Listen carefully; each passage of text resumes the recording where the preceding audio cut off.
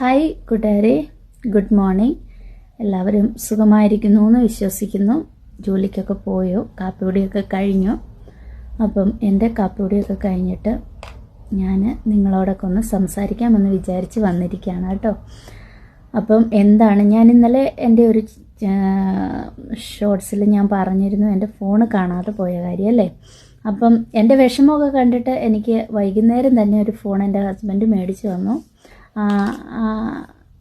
അപ്പം ആ ഫോണ് കൊണ്ട് കൊടുത്താൽ സന്തോഷമാകും, അവൾ കരയാതിരുന്നോളും എന്ന് വിചാരിച്ചിട്ടാണ് കേട്ടോ. അപ്പം എനിക്ക് ഈ ഫോണാണ് വാങ്ങിച്ചു തന്നിരിക്കുന്നത് കേട്ടോ.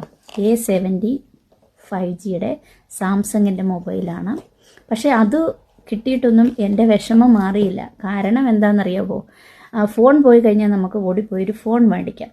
ഓക്കെ, കുറഞ്ഞതോ കൂടിയതോ ഏതോ ആയിക്കോട്ടെ, നമുക്കിപ്പം മേടിക്കാവുന്നതേ ഉള്ളൂ. പക്ഷെ നമ്മൾ അതിനകത്ത് സൂക്ഷിച്ചു വെച്ചിരിക്കുന്ന പാസ്വേഡ്, പിൻ നമ്പറുകൾ, നമ്മുടെ പല അങ്ങനത്തെ ഇമ്പോർട്ടൻ്റ് ആയിട്ടുള്ള കുറച്ച് കാര്യങ്ങളൊക്കെ നമ്മൾ ആ ഫോണിൽ സൂക്ഷിച്ചു വെച്ചിട്ടുണ്ട്. ഫോട്ടോസൊക്കെ പോയിക്കോട്ടെ, ഫോട്ടോയൊക്കെ നമുക്ക് ഫോൺ മേടിച്ച് പിന്നെ ആണെങ്കിലും എടുക്കാം. പക്ഷെ നമ്മൾ ഈ പാസ്വേഡൊക്കെ മറന്നു പോകും എന്ന് വിചാരിച്ചാണ് നമ്മളതൊക്കെ ഫോണിൽ സൂക്ഷിച്ചു വെച്ചത്. അപ്പം അതെടുക്കാൻ നമുക്ക് ഓർമ്മയില്ലെങ്കിൽ ചിലപ്പോൾ അക്കൗണ്ട് എടുക്കാൻ പാടായിരിക്കും. അങ്ങനെയൊക്കെ കുറച്ച് കാര്യങ്ങളുണ്ട്. ചിലപ്പം ചില അക്കൗണ്ടുകളുടെ ഇമെയിലോ ഒക്കെ ആയിരിക്കും.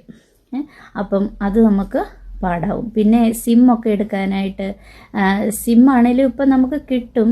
എന്നാലും സിമ്മൊക്കെ എടുത്തു കഴിഞ്ഞാലും അതിട്ടിട്ട് നമുക്ക് ഒരു അക്കൗണ്ട് ചിലപ്പോൾ യൂട്യൂബിൻ്റെ കാണും, ചിലപ്പം ഫേസ്ബുക്കിൻ്റെ കാണും. അങ്ങനെ പല അക്കൗണ്ടുകളും നമ്മുടെ ഫോണിൽ, നമ്മുടെ ഗൂഗിൾ പേ, പേടിഎം, അങ്ങനത്തെ കുറേ കാര്യങ്ങളുണ്ടല്ലോ. അപ്പം അതിൻ്റെയൊക്കെ പിൻ നമ്പറുകളൊക്കെ നമ്മൾ അതിലായിരിക്കും നമ്മൾ സൂക്ഷിച്ചു വെച്ചിരിക്കുന്നത്.